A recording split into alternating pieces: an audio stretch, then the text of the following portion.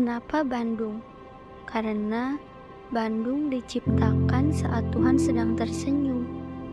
Lubuk kedamaian tersirat di setiap sudut kota yang menggemakan asmanya.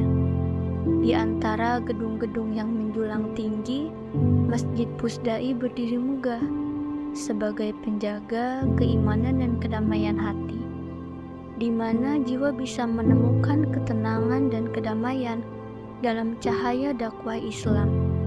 Dalam senandung azan yang merdu, menciptakan indahnya harapan, tempat di mana jiwa menemukan ketenangan.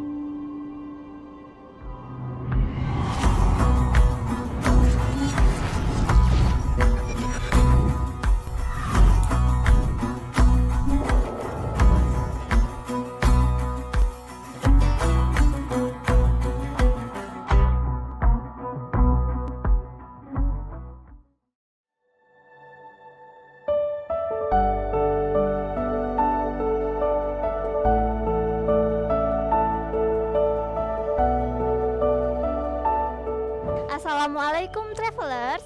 Kali ini kami akan mengeksplorasi salah satu masjid terindah di Bandung, Jawa Barat.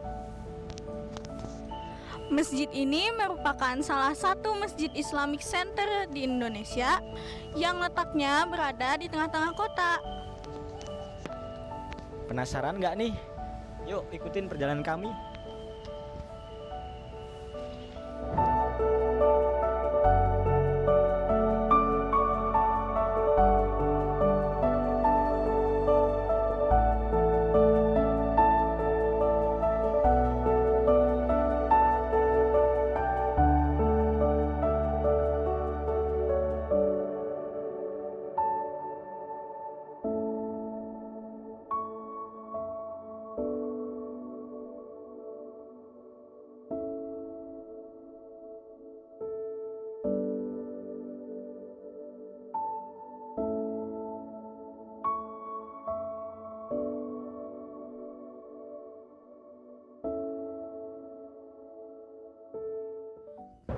Travelers, alhamdulillah kali ini kita berkesempatan untuk berbincang dengan perwakilan dari Masjid Pusdai.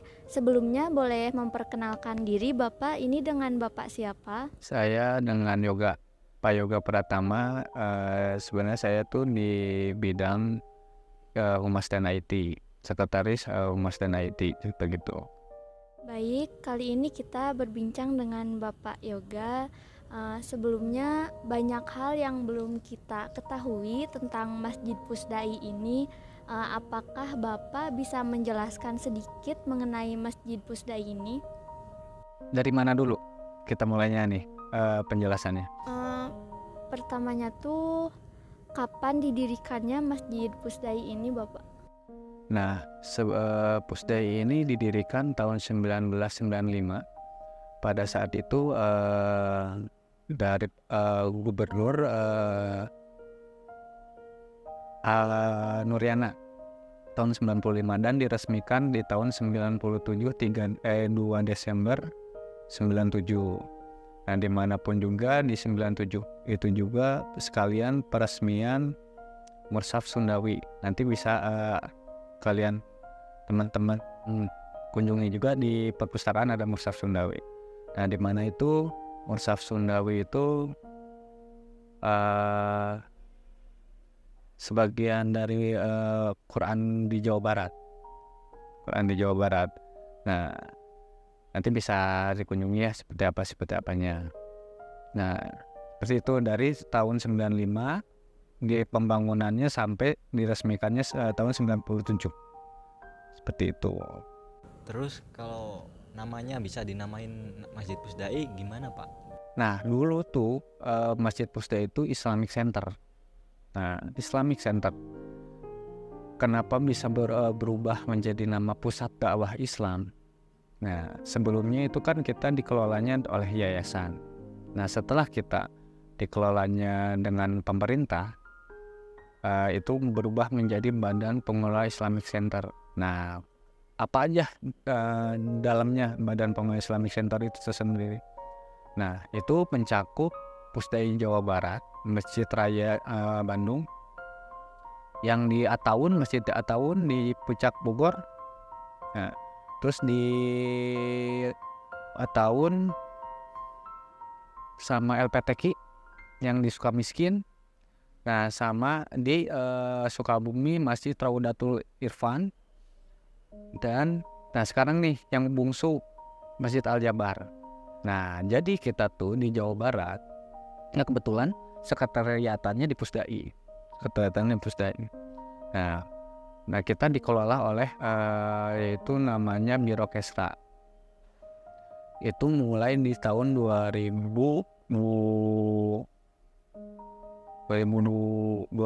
berapa lah something. Asalnya kita dari biro Bank Yansos. Nah, berubah dari kepemimpinan Ridwan Kamil, kita berubah jadi Biro Kesra yang menaunginya pemerintahan ini. Seperti itu. Jadi Badan Pengelola Islamic Center di Jawa Barat tuh yaitu tadi yang disebutkan masjid-masjidnya. Nah, masjid besar yang dikelola oleh provinsi, masjid-masjid besar yang ada di Jawa Barat. Seperti itu. Baik. Ini Pak, kira-kira buat biaya pembangunan keseluruhan bangunan masjidnya Pusdai itu kira-kira berapa total biayanya? Yang saya tahu kurang lebih mencapai triliunan. Yang saya tahu kurang lebih memakan biaya triliunan atau miliaran. Nah, seperti itu. Spesifiknya saya kurang paham ya, paham. Nah, kurang lebih 1 triliunan lah, 1 triliunan kurang lebih untuk pembangunan Masjid Pusdai Jabar. Karena luasnya juga hampir 17 hektar. Luas gitu. Keseluruhannya kurang lebih segitu. Soalnya kan kita di sini ada kantor-kantor administrasi, ada kantor-kantor pemerintahan, terus ada gedung yang dipakai untuk hajat. Yang saya tahu kurang lebih memakan biaya triliunan atau miliaran. Nah, seperti itu. Kalau konsep dari kubahnya itu kayak agak lain Pak. Kalau ini kubahnya tuh ada campur tangan sama Ridwan Kamil dulu. Nah, Ridwan Kamil dulu semasa kuliahnya tugas akhirnya merancang masjid ini. Kenapa bentuknya ada segitiga-segitiga? Karena mengikuti masjid-masjid yang ada di Timur Tengah. Nah, selasar-selasarnya itu mengikuti masjid-masjid yang di Turki. Nah, kenapa ada selasar dan ada plaza? Nah, plaza itu kita gunakan untuk manasik haji. Manasik haji kita punya miniatur Ka'bah. Nah, yang bisa dibongkar pasang. Nah, itu kegunaannya buat apa? Untuk manasik haji, mulai dari TK, SD dan sampai perguruan tinggi. Itu bisa mengikuti dan kita punya tempatnya luas. Nah, seperti itu. Ini ada desain-desainnya campur tangan Ridwan Kamil dulu waktu semasa kuliahnya di tugas akhirnya bersama dosen pembimbing. Itu. Jadi arsitekturnya Ya, Pak Ridwan Kamil ada campur tangannya. buat waktu ini pembangunannya kira-kira berapa lama waktu itu? Dari 95 sampai 97 diresmikan berarti 2 tahun. Hampir ya 2 tahun lah, 2 tahun pembangunannya seperti itu. Dan diresmikan dulu waktu gubernurnya Pak Nuryana dulu di tahun segitu. Bapak, kalau lokasi untuk pembangunannya kenapa di Bandung gitu untuk Islamic Center yang di Jawa Barat?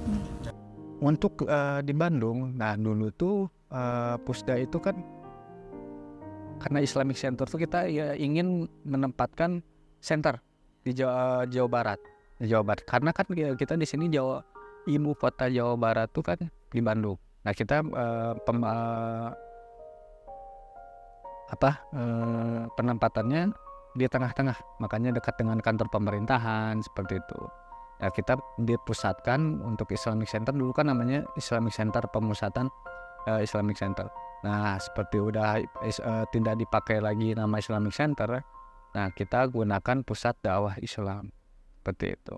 Jadi agak strategis juga buat ininya. Buat bangunan masjidnya, dominasi warnanya tuh serba putih dan coklat. Itu ada makna tersendiri gak?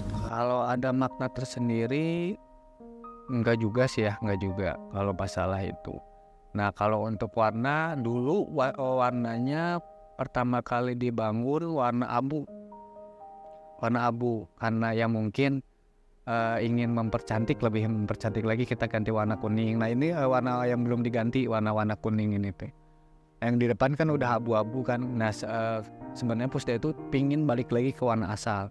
Nah, Pusda itu warna dari kuning ke abu-abu balik lagi ke abu-abu aja sih. Kalau untuk warna nggak ada ini tersendiri mungkin ya. Saya kurang tahu juga. Nah, mungkin yang bisa menjawab kan yang desainernya gitu kan gitu. Saya di Pusdai mulai dari 2015 gitu, memahami Pusdai juga sedikit demi sedikit itu aja sih. Dari ya lumayan hampir 9 tahun lah, dari 9 tahun lah.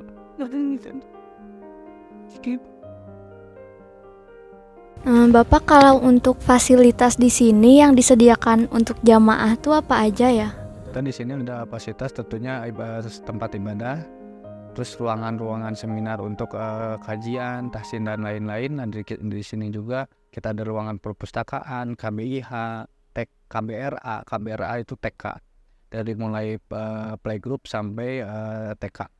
Di sini ada, dan program-program Pusdai di sini ada yang namanya kita ada channel YouTube-nya juga untuk mensiarkan dakwah Islam.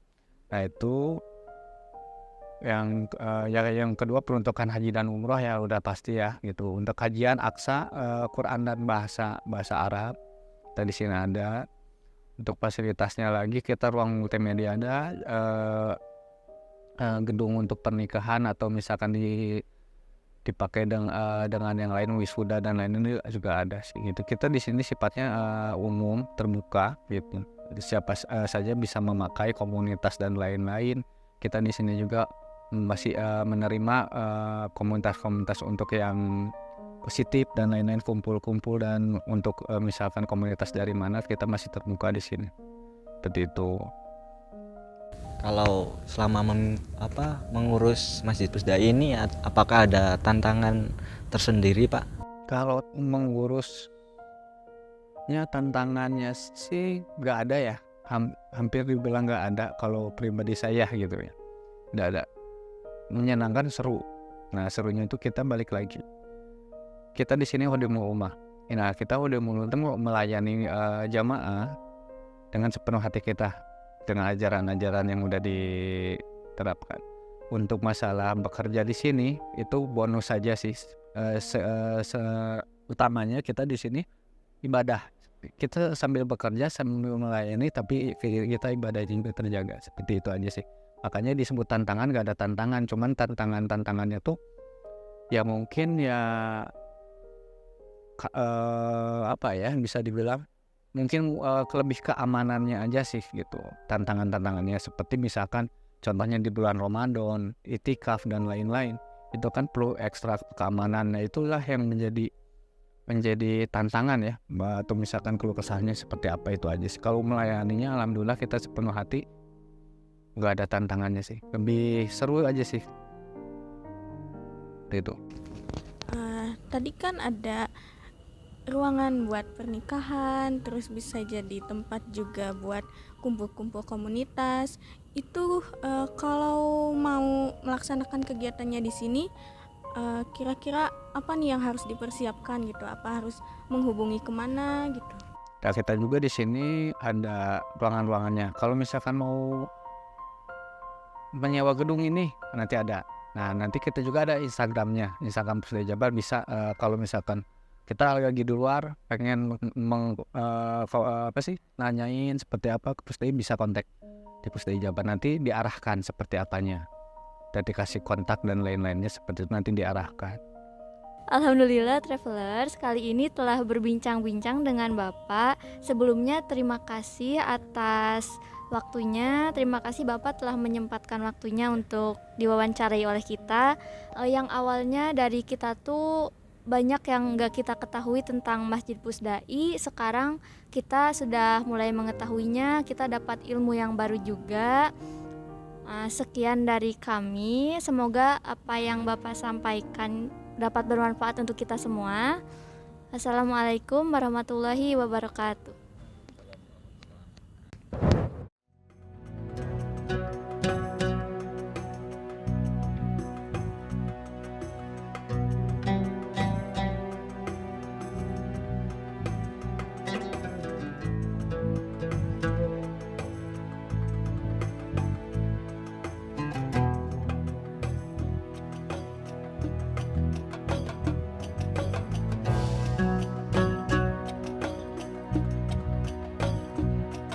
Kalau untuk merek catnya saya nggak tahu ya, tapi itu import dari Australia, kalau nggak salah Australia atau Jepang. Yang itu dari tanah. Enggak asli kan? Apa? Enggak yang asli. Sebenarnya asli juga, cuman dibuat untuk dipamerkan. Gitu. Jadi asli juga, buatan tim Pahawi. Gitu. Cuman kan dibikin dua. Jadi kalau misalkan kalian butuh dari tugas kampus atau apa, ya udah nanti kampus dia ya udah jadi anggota. Terus kalian langsung apa? Kalau jadi anggota itu gimana? Boleh pinjam buku atau gimana? Boleh pinjam buku. Boleh pinjam buku. Kalau sekarang saya juga pengen pinjam buku sekarang, nggak daftar. Kalau misalkan sekarang mau daftar sekarang, pinjam bukunya kapan? Nggak apa-apa Mas. Iya. Mengenai perpustakaan. Itu paling lebihnya. Paling mudah sampai di sini aja ya, gitu. Selebihnya kalau misalnya mau ngambil gambar, enggak. Kalau mau baca-baca, mau daftar silakan. Terima Ya, kasih sama-sama Bapak. silakan. Makasih Bapak. Soalnya spot paling enak kalau misalkan apa, kalau nggak di Selasa atau kayak gimana, paling di sini mahasiswa nangkapnya di sini. Nah gitu ya, ditinggal dulu. Ya Pak, terima kasih banyak Sama-sama. Ya, Bapak. sama.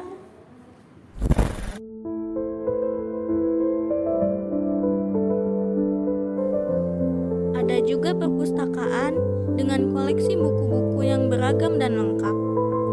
Ruang perpustakaan yang nyaman dilengkapi dengan kursi dan meja, serta area membaca untuk anak-anak yang disertai buku cerita. Cahaya yang cukup dari sekeliling jendela memberikan penerangan bagi pembaca. Di sini juga ada area pameran yang menampilkan karya-karya kaligrafi. Selain semua fasilitas ini, masih banyak fasilitas yang bisa digunakan di sini, termasuk aula yang mampu menampung ribuan orang, yang biasanya digunakan untuk acara pernikahan dan lain-lain. Setiap hari, masjid ini ramai dengan berbagai kegiatan keagamaan. Dari sholat berjamaah hingga kajian Islam, semuanya bisa kita temukan di sini. Suasana keagamaannya sangat terasa dan menginspirasi bagi setiap muslim. Masjid Pusdai juga menjadi pusat komunitas yang aktif. Banyak program sosial dan edukatif yang diadakan di sini untuk masyarakat sekitar. Semua kegiatan ini menunjukkan betapa pentingnya peran masjid dalam kehidupan kita sehari-hari. Masjid Pusdai adalah lebih dari sekedar tempat ibadah. Ini adalah simbol persatuan, pendidikan, dan komunitas umat muslim dari berbagai daerah yang datang kemari. Alhamdulillah, setelah kita menjalani sholat maghrib berjamaah, akhirnya kita tiba di penghujung acara. Setelah seharian menemani teman-teman sekalian dalam mengeksplorasi keindahan dari Masjid Pusdai ini. Oke teman-teman, setelah dari tadi saya muter-muter masjid ini, kurang lengkap gak sih kalau kita nggak cobain kulineran yang ada di depan? Yuk, mari kita cobain, let's go!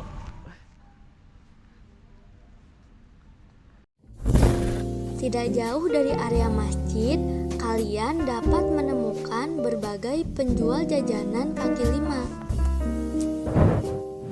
Oke teman-teman, sekarang kita mau coba salah satu jajanan yang katanya wajib coba yang datang ke sini.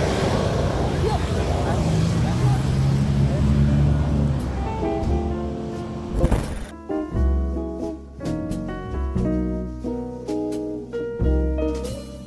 Jajanan kaki lima di sini benar-benar enak sekali dan cocok untuk mengisi perut setelah beraktivitas di masjid maupun di luar.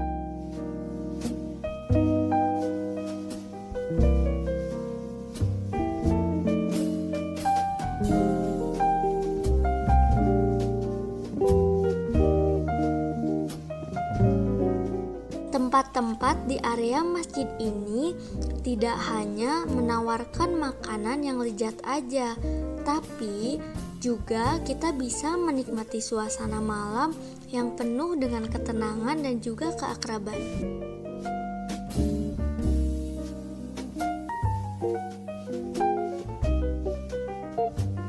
Seringkali pedagang kaki lima di sekitar masjid ini buka hingga larut malam. Nih teman-teman, cuangki yang katanya terkenal di sini.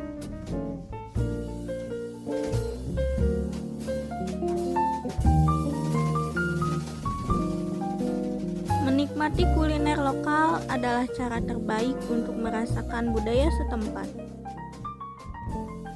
Cuanki dengan bumbu khasnya dan tambahan mie dimasak dengan cara tradisional di atas gerobak tanggung memberikan nikmatnya tersendiri dengan suasana malam yang begitu tenang sekali.